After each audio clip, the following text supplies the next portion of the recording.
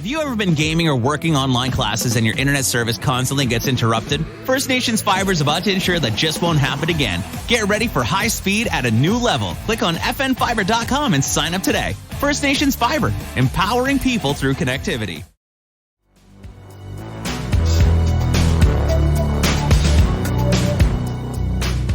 This week on Meatheads, Derek and I discussed our holiday training schedules, our favorite indulgent holiday treats, and our wishes for 2024. All right, welcome to Meatheads. It is so good to be back. I am your host, Marc. I'm here, as always, with my good friend, colleague in the fitness industry, weightlifter extraordinaire, and CEO of wase Total Fitness, Derek DeLille. Derek, how are you? I'm doing fantastic. It's nice to be back. The pleasure is all mine. We're wrapping up 2023. It's been quite an eventful year in the fitness industry, as it has been in most industries. And, we thought, what better way to look back on 2023 than to, think about how we like to stay in shape over the holidays and how we have historically done that, how we'll continue to do that in our lives, and the importance of staying active. Even when, you're putting maybe some alcohol, you're putting some sugar, you're putting some breads into your body that maybe you wouldn't normally eat. Derek, it is a challenge. Wouldn't you agree? Yeah, it sometimes is, especially when you have family functions and you go visit certain families and friends throughout the course of the week. And they're always, have a drink here, have some desserts, have some big meals. So if you're on a nutrition plan or a training program, it seems like it halts right there. And then it's so hard to kind of maintain what you're eating. It's hard to kind of get back into the groove. And it's like a monkey wrench in your finely oiled machine. Right. I often tell my clients, look, it's not what you eat between Christmas and New Year's. It's what you eat between New Year's and Christmas that counts. Try and stay on your good plan 51 weeks of the year, and that 1 week of the year won't be so catastrophic and it won't be so bad and it won't set you back so far that you can't come back. That being said, there's also the week before Christmas and the leftovers after January and everything else that goes around those things. And so what it becomes is it doesn't become 1 week of indulgence, it becomes several weeks of indulgences. So obviously, you have to find a way as a person to mitigate those indulgences. Like we can't just walk around shoving 1,200 extra calories in our mouth every day, full of empty calories. Because one, I know that if I do that, I'm going to get heartburn. Like pure and simple. Like if I want to eat something that's tasty, Derek, I have to eat a salad with it. Otherwise, I'm getting heartburn. I don't like it. Getting old sucks. See, what I try to do when I'm kind of indulging, I try to like this is my meathead coming out. I try to think of macros. So if I'm going to have that apple pie or pumpkin pie, whatever pie that they're making, I'm going to make sure I have some turkey with it. So I just got my turkeys and carbs. Maybe my body won't notice the big difference when it's all digested at that moment. Sure. It's more mental than anything. But if I'm going to have like 6 of grandma's cookies, I'm like, okay, I'm going to have an extra serving of turkey with it. Or maybe if I know I'm going to have pie or something like that, cookies, I'll maybe ease off on the mashed potatoes, ease off on the other stuff and indulge whatever my indulgence is, whether it's going to be the cookies and the cakes. I'll kind of eat less of the stuffing, less of the mashed potatoes, and just indulge in that and the turkey and the ham and all the other good stuff. Well, you're a man after my own heart in that regard. I think we've discussed this before. Our love for the carnivorous arts, as it were, is something we share in common and have for some time. I would argue that there's nothing better than having some meat with your carbs, because it helps you, it slows the absorption of those carbs and sugars into your system. So if you're having a little bit of, like, I don't know, just for argument's sake, some sort of bread. And I'm like, okay, I'm going to have bread and butter. All right, fine, I have bread and butter. Yum, yum, yum. Eat it. 45 minutes later, you're like, I'm hungry again. How'd that happen? I shouldn't be hungry. I just ate 45 minutes ago. You add that turkey in with your bread. Suddenly, whole new ball game, because those carbohydrates their absorption is slowed by the presence of the protein in the digestive system. Yeah, and it becomes more like a balanced meal that you're not just eating bread, butter, and say jam or something. I love bread, butter, and jam, especially English muffins and jam. So I'll have a steak with it to balance it out. But it's all about balancing. Oh man, now that we're talking meat, I'm like, I want to have a steak and garlic bread right now. Oh man, I could, like, those are I I cut a piece of steak, cut a piece of garlic bread, put them together on one forkful in my mouth. Derek, my God, I could do that all day and all night. I'm looking for some sort of fun substitute for turkey for Christmas dinner this year. So I'm thinking about a roast beef or a steaks of some kind. So I think that might end up how I might end up going. A nice roast beef would be nice and Wouldn't different, it? you know? It's Yeah. like everybody goes for the turkey, everybody goes for all that stuff. But I know some people that don't like turkey and they will make something totally different. Like I had suggested to you before, just a big tomahawk steak, Yes. biggest one you can find. Yes. Probably the same price as a big turkey. And there you go. You got a nice juicy steak. And I would argue you have more options in terms of shopping for that tomahawk steak than you do for turkeys. Because turkeys, there's like 4 brands. You know, there's Flamingo, there's Butterball, there's a couple others. There's frozen ones at the store. They are what they are. They're turkey. It's great. It's fine. Protein. It's delicious. That tomahawk steak, though, oh my God. Like, I just cannot explain to you. My mouth is watering. my mouth is watering as we speak. So, yeah, I think now that we've spoken about this directly, I think I'm going to go with the tomahawk steak with garlic bread. You know, I say that because I haven't had a tomahawk steak in a while. I think I usually do it on the barbecue in the summertime. It's not really during the wintertime. I'll get it. I'll walk by, I'll look at it, and they're still like $80 a slab. I'm like, I'll wait till it goes on sale or something. Yeah, they come down to 60. Yeah, and I'm like, okay, I'll get it. And I usually get maybe 1 or 2 and split it with everybody because we don't need 12 ounces of meat. Well, I do, but you know. But I do little slices, and we have it as part of the meal, but we have other stuff with it too, because you have to have other stuff with. Because you have to have other stuff with it. You have to have a balanced meal, and this brings us right back to our original point, which is to say, the idea of having a balanced meal isn't just to have your macros all in one sitting. They all work together in your digestive system to ensure gut health and to ensure proper absorption of nutrients. Yeah, exactly. And that goes, like you brought that up, and I know the holidays are coming and people are going to jump on a new fitness trend. And the one that seems to be going around right now is a carnivore diet, you know, where people just eat as much meat as they want, and it's not balanced. I can't say it's healthy. I spoke to some nutritionists to see what their candid view on it. And they're like, no, it's not healthy, you know? And if the guy looks like Liver King, come on, he eats all the meat, all the nastiness, and he looks like that. But I think he's sending like false hope to a lot of people that are going to be eating meats and eyeballs. And let's be very clear specifically about the Liver King. It really helped that the Liver King was pumping himself full of steroids as well, in addition to eating all that disgusting meat that he was eating. But, you know, influencers notwithstanding, I think it's important for people to know that like balance is everything. Even when we consider a bodybuilder's diet, it's mostly greens. Mm-hmm. Like you have to have those greens for digestion of the protein, because you're taking in so much protein that if you don't have a ton of fiber running through you at all times, no way, man. You're not going to digest that. You're going to feel like crap. No, and that's what people want to do. Don't jump on these trends. Do what's been working for like the last hundreds of years. Eat balanced diet, calorie deficit. You know, don't overthink it, and it's all good. It's actually funny. That brings me to what a brilliant segue. You're actually incredible at this. This brings me to my next point that I wanted to bring up today, and I want to talk about our job as being trainers and trends and things like that, and demystifying fitness.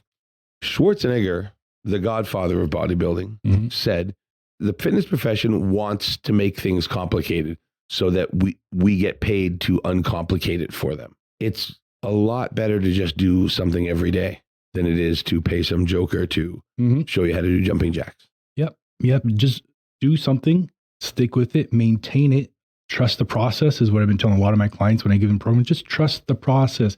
It's not trendy, but it's been working for hundreds of years in this fitness industry. Yeah. Embrace the process, because the results will take care of themselves. They're like, well, what about this? I'm like, did you do this? They're like, no. I'm like, well, that's not going to happen without this. So if you're not doing this, that won't happen. So there's a little thing I said to somebody one time. It was actually a meme I posted, and some people got offended by it. Actually, a nutritionist called me and she was offended by it many years ago. And it was a woman sitting down who was overweight. She was sad. She was crying. And it said something, I've tried everything to lose weight except diet. And it made me think, people want to try potions and pills and fads, but they don't really look at their nutrition all that much. Or if they do, it's like looking at, again, eat all the meat you can, eat all the cabbage soup you can. Just make it simple. Exercise, eat healthy. Move more than you take in. This is a recipe for weight loss that has endured a millennia and will continue to endure. It's super simple. Move more than the food energy in terms of calories that you take in. Sometimes I think people don't like simple. They think something needs to be a calculated, this big formulation to get to where they want to go. Like if I want to drive from here to my gym, I could take the biggest route, go all over the place. Just go the simplest route there.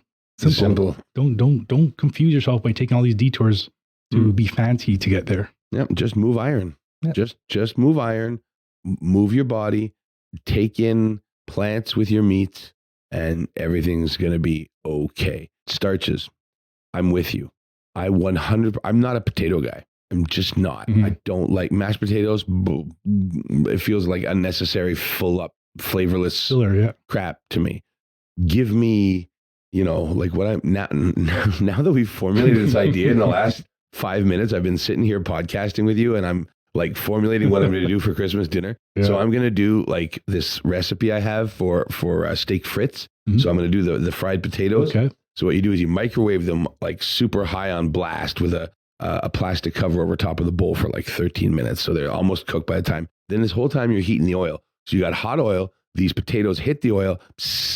They fry up in the oil for like, I want to say 25 minutes or so. You're stirring. You drop in a cup and a half of onions 5 minutes before you're ready to take everything out of the concoction. Stir. Derek, drop some sea salt on top. Derek, my God, it's to die for. It sounds good. Now these potatoes, they're sliced, chopped. They're chunked. It's like hash brown chunks. Okay. So they're almost diced, but I want to say like, like the length of my finger in length. And the width of my finger, basically. So like 2/3 of my finger in that. And it's not huge, but they're crispy on the outside. They're cooked on the inside, salty with the steak frites. Like I'm going to have a salad with it because I can't eat that stuff without a salad because my tummy will be like, no, that is an unmerry Christmas, good sir.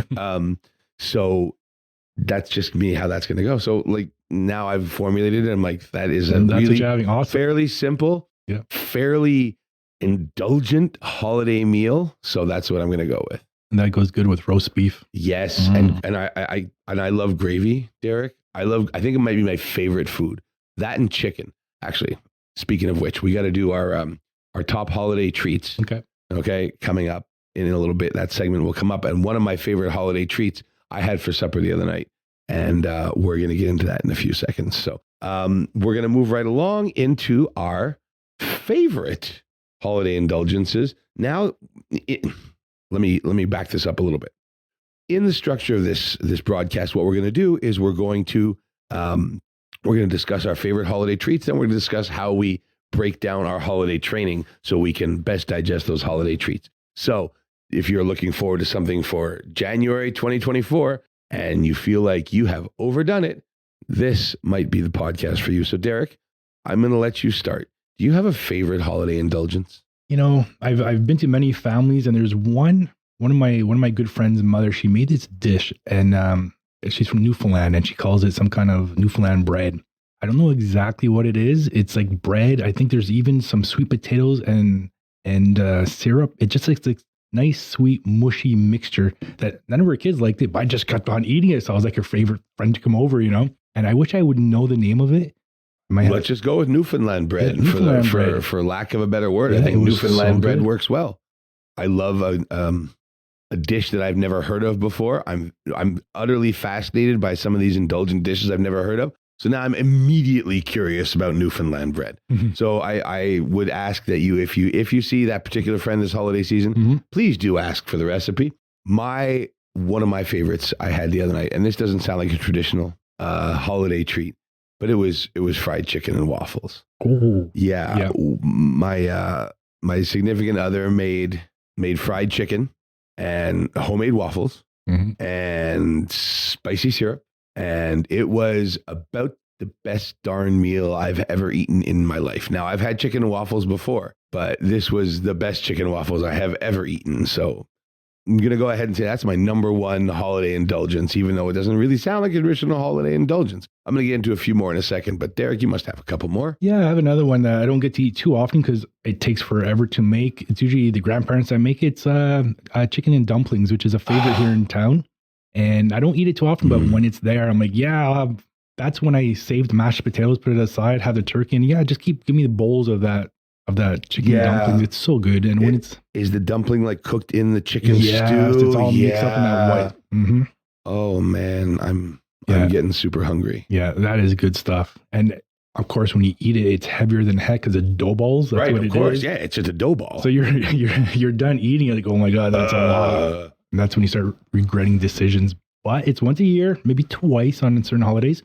But yeah, that's good. Right. And that's where you regret certain decisions. And that's when I don't regret the decisions to maybe do the extra bench press set or maybe, do 5 more minutes on the elliptical. Yeah, do that walk. Yeah. Or do you out and do that walk? That's something where I think that is underrated. And we're going to get into that in a few minutes. Okay.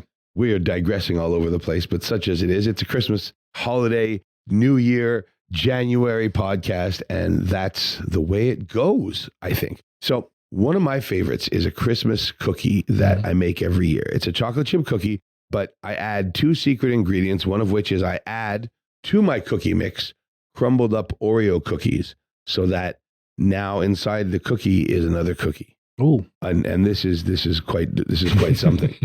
and I have another secret ingredient that I'm not actually at liberty to share on the podcast. I'll share with you privately, but I can't. I promised the person who taught me the recipe that I would never share it on any media, so I can't do that.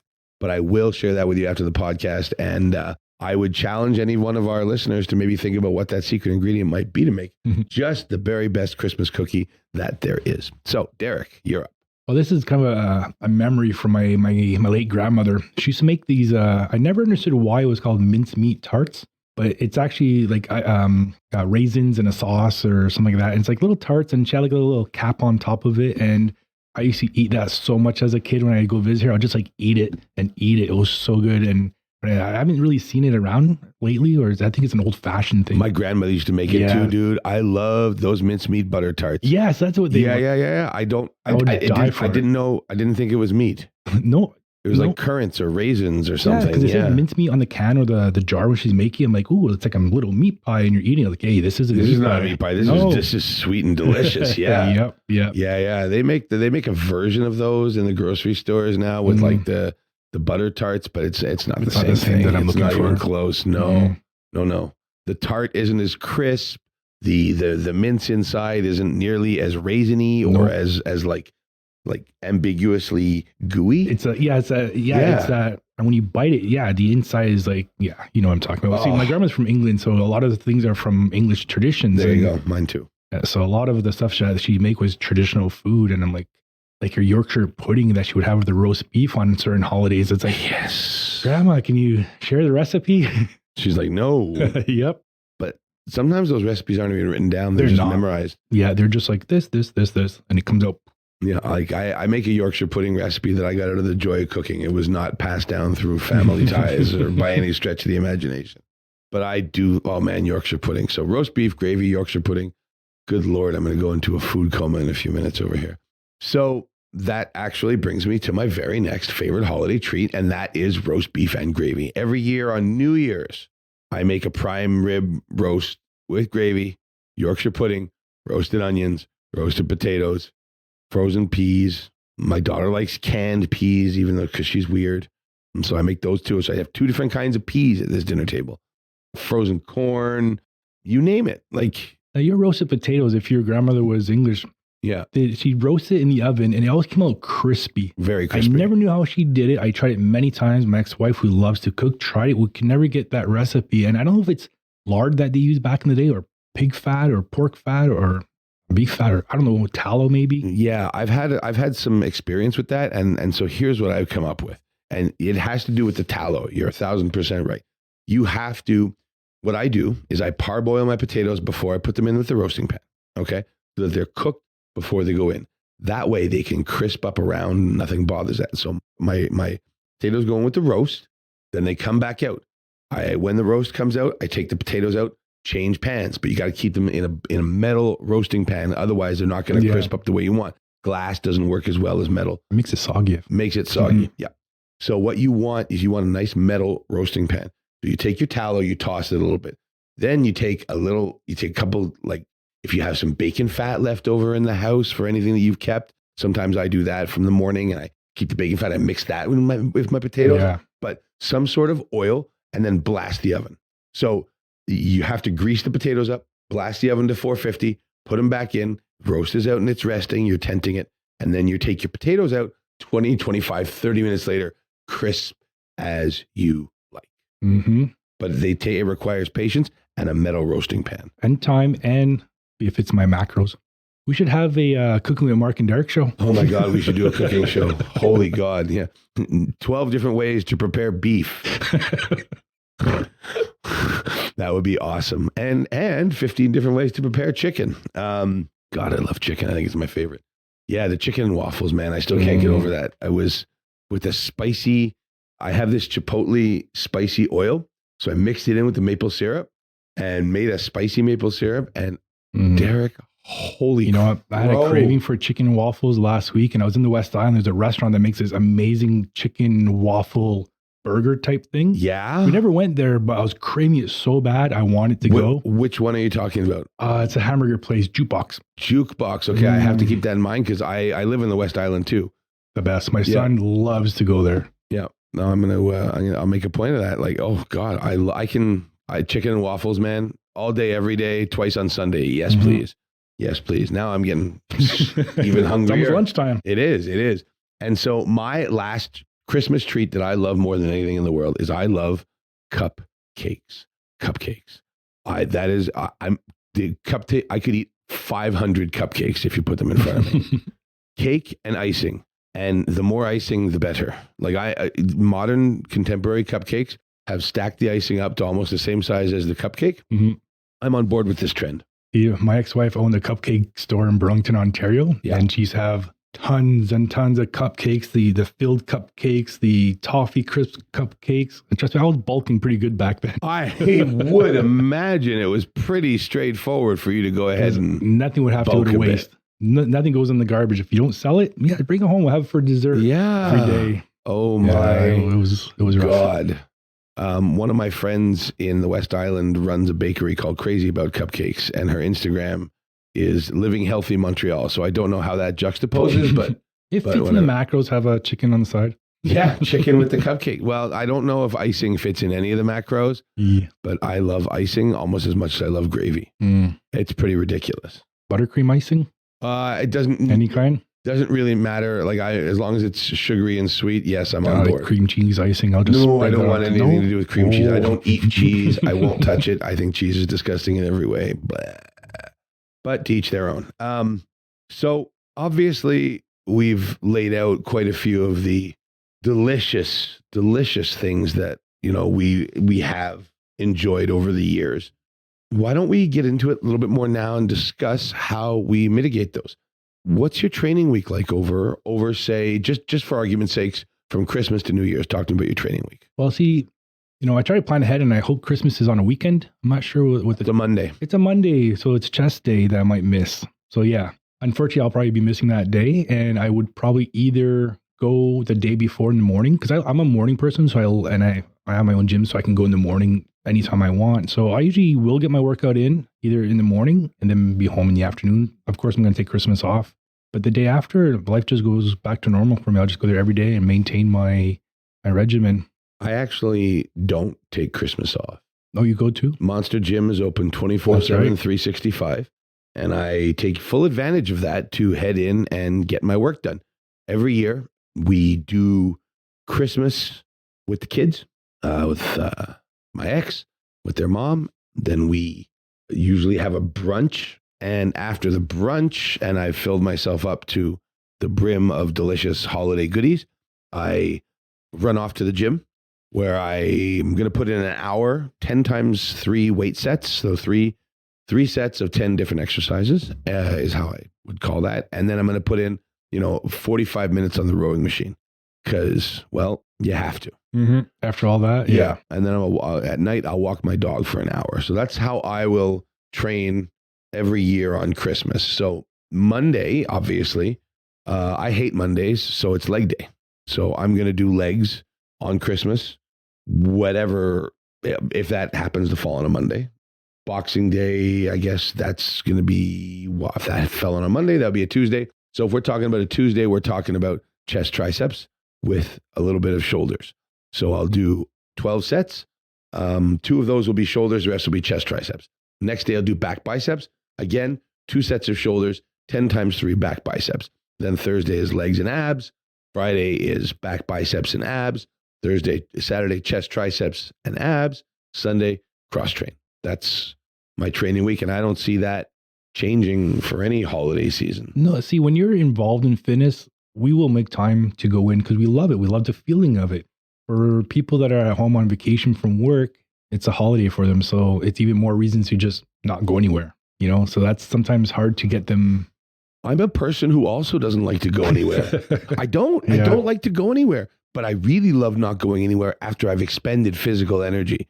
It's really easy for me to sit my tush down on a couch and relax after I have lifted. Does that make sense? It does, because after, I just finished my workout just before I got here. So after here, I'm going to go home, lie down. 12 o'clock, I'll probably have my lunch and start eating my food. But yeah, after I work out, I just want to sit there too. I mean, that's exactly how I handle my things. So what I'm going to do on Christmas Day, what I will do Christmas Day historically is, finish that workout and then it's Christmas dinner. So like by the time I'm done my exercise, my body is now drained. My body is tired. My body needs sustenance. Oh, it's time for Christmas dinner. Let's eat everything now. And so to me, it works very, very well.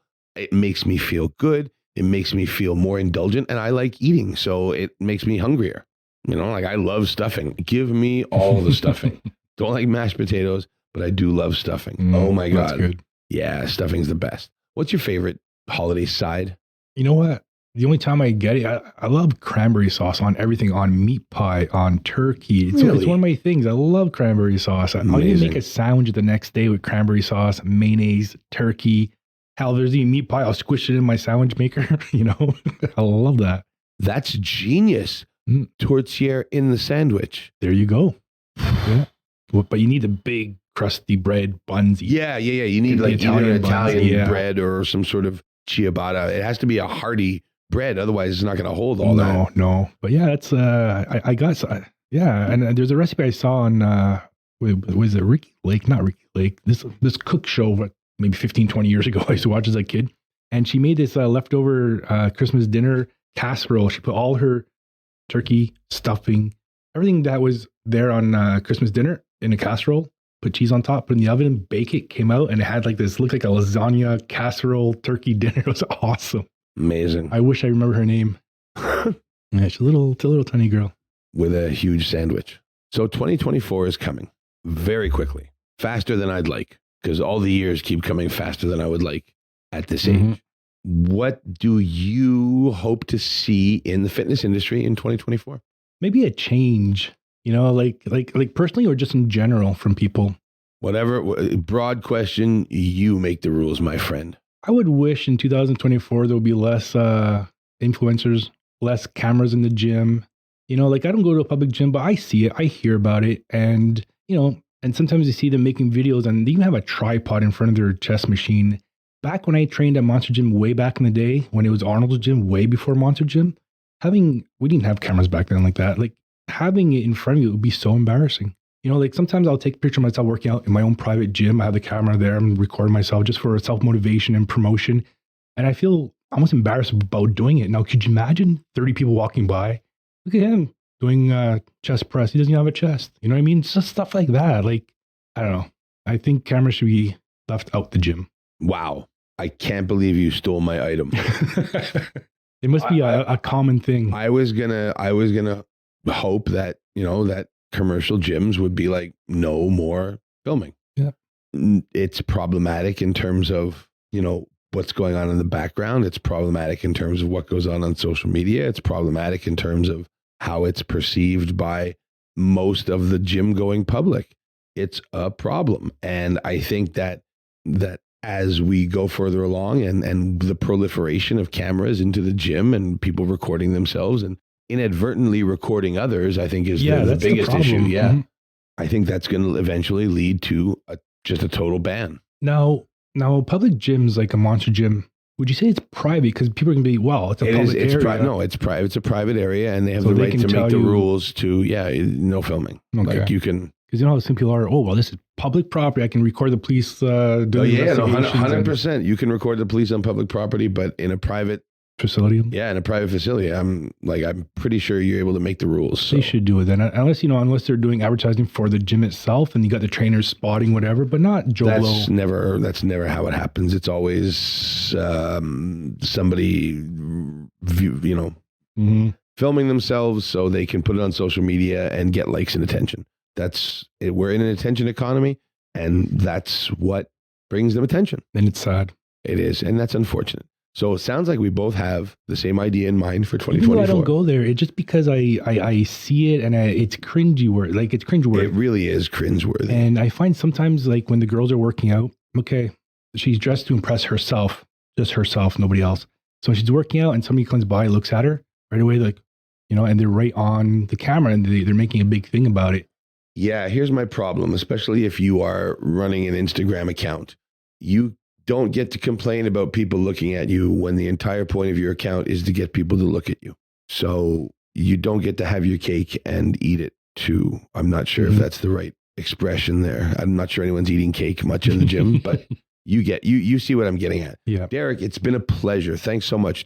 As always, Derek DeLille, the CEO of Total Fitness here in Kahnawake, your one-stop shop for all your fitness needs, training, and I imagine a little bit of nutrition advice. Of course.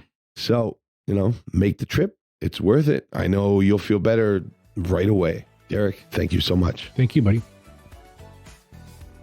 Thanks for listening to Meatheads, and please check out our other podcasts on Apple, Spotify, or Google, or anywhere you listen to podcasts. Check out The Front Page and The Beating Table.